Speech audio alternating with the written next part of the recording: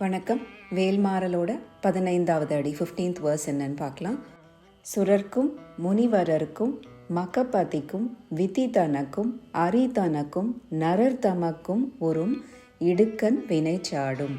சுரர்னா வானவர்கள், தேவர்கள். முனிவர்னா ரிஷிகள். மகபதி யாகங்களின் தலைவனான தேவேந்திரனை சொல்கிறாங்க, இந்திரன். விதி அப்படின்னா யாவருக்கும் தலைவிதியை விதிக்கும் பிரம்மதேவனை மென்ஷன் பண்ணுறாங்க. ஹரி அப்படின்னா விஷ்ணு. நரர் அப்படின்னா நம்ம மனுஷங்கள்லாம், மானிட பிறவிகள் எல்லாருக்கும். ஸோ சுரர்க்கு, முனிவரர்க்கு, மகபதிக்கு, விதிதனக்கு, ஹரிதனக்கு, நரர் தமக்கு, இவங்க எல்லாருக்கும் ஒரு இடுக்கண் வினை சாடும். இவங்க எல்லாருக்கும் உண்டார இடர்களை, அந்த பூர்வ ஜென்மத்தினால கர்மானால விளையும் அந்த தீமைகளை ஒழித்து அழிவு செய்யும் அப்படிங்கிற மீனிங்கில் வருது. எது அப்படி அழிவு செய்யும்? இவங்க எல்லாரோட வினை பயன்களையும், அதுவும் முக்கியமாக தீ வினை பயன்களை எது அழிக்கும் அப்படின்னு பார்த்தா நம்ம தணிகை குஹனோட வேலாயுதம். அந்த திருத்தணியில் இருக்கான் இல்லையா முருகன், அவன் கையில் இருக்கிற வேலாயுதம் தான் அப்படின்னு சொல்லி முடிக்கிறோம். இந்த அடிகளில் நம்ம ஆச்சாரியா கண்ம மலத்தை பற்றி சொல்கிறாரு. அதை ரிமூவ் பண்ணுறதுக்கு எப்படி வேலாயுதம் நம்மளுக்கு ஹெல்ப் பண்ணுது அப்படின்னு சொல்கிறாங்க. நம்ம ஏற்கனவே இன்ட்ரோடக்டரி வீடியோ 2 and 3 இந்த 3 மலங்கள் பற்றி பார்த்தோம். அதை சூரசம்ஹாரத்தோட ரிலேட் பண்ணி நம்மளுக்கு எப்படி புரிய வைக்கிறாங்க ஒரு ஸ்டோரியாக அப்படின்னும் நம்ம பார்த்தோம். ஸோ இந்த மும்மலங்களை தான் அதில் இருக்கிற கண்ம மலத்தை இங்கே சொல்கிறார் ஆசிரியர். எப்படி இந்த சோல்ஸ் அதோட தாட்ஸ்னால ஆக்ஷன்ஸ் பர்ஃபார்ம் பண்ணுது, அந்த ஆக்ஷன்னால் குட் அண்ட் பேடாக இருக்கலாம், அதுக்கேற்ற மாதிரி ஒரு பாடியை சூஸ் பண்ணி அது பிறக்குது. ஸோ இப்போ பெயினாக இருக்கட்டும் இல்லை ப்ளஷராக இருக்கட்டும், அதாவது எந்த சஃபரிங்காக இருந்தாலும் சரி இல்லை நல்ல சந்தோஷமான விஷயங்களாக இருந்தாலும் சரி, அதை அனுபவிக்கணும் இல்லையா. ஸோ அதுக்காக இந்த உடல் எடுத்து, இந்த பிறவி எடுத்து பெயின் ஆர் ப்ளஷர் அதை எக்ஸ்பீரியன்ஸ் பண்ணுறதுக்கு அதுதான் கர்மமலம். இது நம்ம பாஸ்ட் பர்த்தில் உள்ள ஆக்ஷன்ஸு, இப்போ பண்ண போகிறது, இதெல்லாம் பேஸ் பண்ணி நம்மளுக்கு அக்யூமுலேட் ஆகிட்டே வரும். தீவினைகள் நிறையா சேரும்போது நம்ம கஷ்டப்படுவோம், உடம்புல துன்பம் வரும், நோய் வரும், நம்மளுக்கு நிறைய விஷயங்கள் நடக்காமல் போகலாம். ஸோ அப்போ வேலாயுத வழிபாடு வேலாயுதம் நம்ம பக்கத்தில் வந்துட்டால் எப்படி இந்த தீவினைகளெல்லாம் அதை அழிக்குது அப்படிங்கிற மாதிரி ஒரு ஆசிரியர் நம்மளுக்கு எக்ஸ்பிளைன் பண்ணுறாங்க. இந்த அடியில் எல்லாரையும் கவர் பண்ணிட்டாங்க. தேவர்கள், வானோர்கள், ரிஷிகள், மக்கள், பிரம்மன். ஏன்னா தக்ஷனோட யாகம் நம்மளுக்கு தெரியும். அந்த வேள்வியில் கலந்துக்கிட்ட எல்லாருக்குமே பாவங்கள் சேர்ந்தது. ஏன்னா அங்கே சிவபெருமான் அவமதிக்கப்பட்டதுனால அதில் கலந்துக்கிட்ட இவங்க எல்லாருக்குமே, வானோர்கள், ரிஷிகள், இந்திரனாக இருக்கட்டும், பிரம்மனாக இருக்கட்டும், மக்களாக இருக்கட்டும், எல்லாருக்குமே இதனால் தீவினைகள் சேர்ந்தது. அந்த பாவத்தினால இவங்களோட துன்பங்களையெல்லாம் நீக்கிறதுக்கு எப்படி வேலாயுதமும் வேல்படையும் அவங்கள தீவினைகளை நீக்கி அவங்க எல்லாத்தையும் காப்பாத்துச்சு. Vel destroys the evil karma of everyone அப்படிங்கிறது தெளிவாக நம்ம புரியணுங்கிறதுக்காக சொல்லியிருக்காங்க. இங்கே ஒரு தடவை இதை சொல்லி பார்த்துடலாம் நம்ம.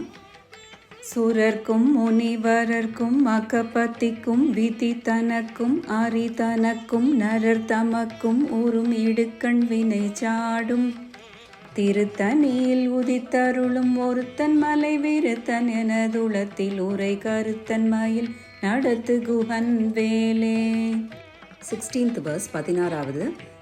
சலத்து வரும் அரக்கர் உடல் கொழுத்து வளர் பெருத்த குடர் சிவத்த தொடை என சிகையில் விருப்பமோடு சூடும்.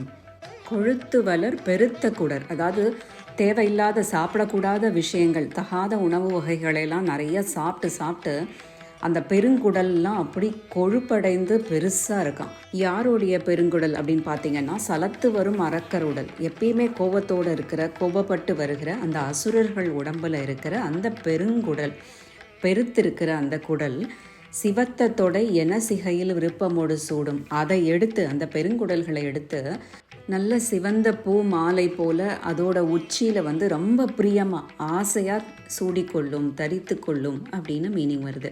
அரக்கர்கள், அசுரகுணம் அப்படிங்கிறது என்ன? நம்ம கூட இருக்கிறவங்களையே கொன்று சாப்பிட்றது, துன்பப்படுத்துறது, தேவையில்லாத விஷயங்கள், பெரியவங்க இதெல்லாம் செய்யக்கூடாதுன்னு சொல்லியிருக்கிறாங்களோ அந்த மாதிரி தகாத செயல்களை செய்கிறது, தகாத உணவு வகைகளை எடுத்துக்கிறது, இதையே ரொட்டீனாக ஒரு ஹேபிட்டாக வச்சுருக்கிற அந்த அசுரர்கள் உடலில் இருக்கிற அந்த பெருங்குடலை எடுத்து ரொம்ப பிரியமாக மாலை மாதிரி போட்டுக்கும்.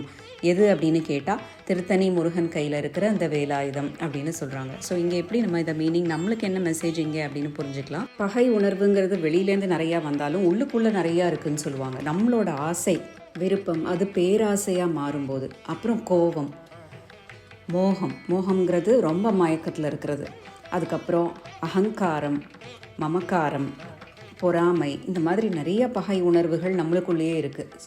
தாரகாசுரனை கூட நம்ம இந்த மயக்கத்தில் இருக்கான், மாயாமலத்தில் இருக்கான்னு பார்த்தோம் இல்லையா? இது எல்லாமே ஒன்றோட ஒன்று இன்டர்லிங்க். எதுக்கோ நம்ம ஆசைப்படுறோம், இந்த காமம் அப்படிங்கிறாங்கல்ல, அது பேராசை ஆகுது. அந்த விருப்பம் இப்போ நிறைவேறலைன்னு வச்சுக்கோங்களேன். நம்மளுக்கு ஏதோ நினச்சதை நடத்த முடியல அப்படிங்கும்போது கோபம் ஆரம்பிக்குது. ஸோ அப்புறம் பற்று, சொத்து, செல்வம், இது மேலே உள்ள அதீத ஆசை, அந்த பற்று, அதை விட முடியாது, அதனால் ஏற்படுறது தான் அடுத்த லோபம் அப்படின்னு சொல்கிறாங்க. லோபம்னா ரொம்ப பேராசை.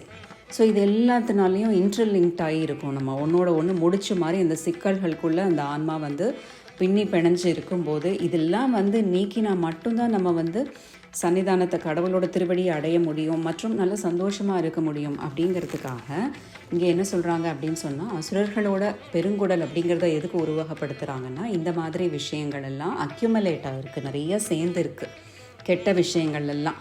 ஸோ தன்னோட உச்சியில் அது ரொம்ப பிரியமாக ஆசையாக அதை போட்டுக்கோம் அப்படின்னா என்ன அர்த்தம் அப்படின்னு நம்ம புரிஞ்சுக்கணுன்னா, நம்மளுக்கு கஷ்டம் கொடுக்குற இந்த உள்பகை, இந்த உணர்வுகள், உள்ளுக்குள்ளே இருக்கிற அந்த தேவையில்லாத விஷயங்கள், அதெல்லாம் நம்மக்கிட்டேருந்து ரிமூவ் பண்ணுது. இந்த இம்ப்யூரிட்டிஸ் எல்லாம் எடுத்து அது மாலையாக போட்டுக்குது சந்தோஷமாக அப்படின்னா, இதெல்லாம் நம்மளுக்காக இது எல்லா இம்ப்யூரிட்டிஸையும் ரிமூவ் பண்ணி நம்மளை நல்லா அப்லிஃப்ட் பண்ணுது அப்படின்னு புரிஞ்சுக்கலாம். ஏன்னா இதனால் உண்டாகிற இந்த மாதிரி விஷயங்களை நம்ம இது கீப் ஆன் திங்க் பண்ணிகிட்டே இருந்தோம்னா, அதனால் உண்டாகிற கவலை, பயம், கோவம், இது எல்லாமே நம்ம உடம்பை அஃபெக்ட் பண்ணுது. அதுக்கப்புறம் அது நோயாக நம்மளுக்கு ரிஃப்ளெக்ட் ஆகுது. ஸோ எல்லாமே ஒன்றோட ஒன்று ரிஃப்ளெக்ட் ஆகுது, மைண்டு, பாடி எல்லாமே. இதனால தான் நிறைய இல்னஸ் வருது. அதனால தான் இந்த வேல்மாறல் பாராயணம் வேல் வகுப்பை ஔஷதம்னு சொல்கிறாங்க, மெடிசன். ஸோ இதோட சோர்ஸ் என்னன்னு கண்டுபிடிச்சி அதை வேரோடு அழிக்கிறது தான் நம்ம வேலாயுதம். சலத்து வரும் அரக்கர் உடல் கொழுத்து வளர் பெருத்த குடர் சிவத்த தொடையன சிகையில் விருப்பமோடு சூடும் திருத்தனில் உதித்தருளும் ஒருத்தன் மலை விருத்தன் எனதுளத்தில் உரை கருத்தன் மயில் நடத்து குகன் வேலே. ஸோ நம்ம இப்போ வேல் மாறல் பாராயண முறையில் கொடுத்துருக்கிற முதல் 16 அடிகளோட மீனிங், ப்ரொனவுன்சேஷன் எப்படி அப்படின்னு கற்றுக்கிட்டோம். ஓரளவு புரிஞ்சுக்க ட்ரை பண்ணிக்கிட்டோம். இப்போ மீதி இருக்கிற அடிகளெல்லாம் இதே மாறி மாறி தான் வரும். சேம் இது தான் ரிப்பீட் ஆகும். இதில் இருக்கிற 64 அடிகளும் ஒவ்வொன்றும் புதுசு இல்லை. இந்த ஃபஸ்ட்டு 16 நம்ம என்ன பார்த்தோமோ அதே வேறு ஆர்டரில் ஷஃபில் ஆகி வருது. ஸோ கண்டினியூஸாக பாராயணம் பண்ணும்போது தொடர்ந்து அந்த 64 அடிகளையும் நம்ம படித்து முடிச்சிட்டு வேலும் மயிலும் சேவலும் துணை சொல்லிவிட்டு அகெயின் நம்ம எப்படி வேல்மாறல் ஆரம்பிக்கிறச்ச 20 தடவை திருத்தணியில் உதித்தருளும் ஒருத்தன் மலை விருத்தன் அதை ரிப்பீட் பண்ணி சொன்னோமோ, அதே மாதிரி இது முடித்ததுக்கப்புறமும், இந்த 64th verse முடித்ததுக்கப்புறமும் நம்ம 20 டைம்ஸ் திருத்தணியில் உதித்தருளும் ஒருத்தன் மலை விருத்தன் எனது உளத்தில் உரை கருத்தன் மயில் நடத்து குகன் வேலே அப்படிங்கிற இந்த அடியை 20 டைம்ஸ் சொல்கிறோம். சொல்லிட்டு முடிக்கும்போது, நம்ம ஆரம்பிக்கும் போது எப்படி கந்தர் அலங்கார பாடலோடு ஆரம்பித்தோமோ அதே மாதிரி முடிக்கும் போதும் நம்ம கந்தர் அலங்காரம்னு சொல்லி ஆசிரியருக்கு நன்றி சொல்லி திருப்பியும் நினைவு கூர்ந்து நம்ம வேல்மாறல் பாராயணத்தை கம்ப்ளீட் பண்ணலாம். தொடர்ந்து நெக்ஸ்ட் வீடியோவில் நம்ம கந்தர் அலங்கார பாடலை மீனிங்கோடு எப்படி படிக்கிறது அப்படின்னு பார்க்கலாம்.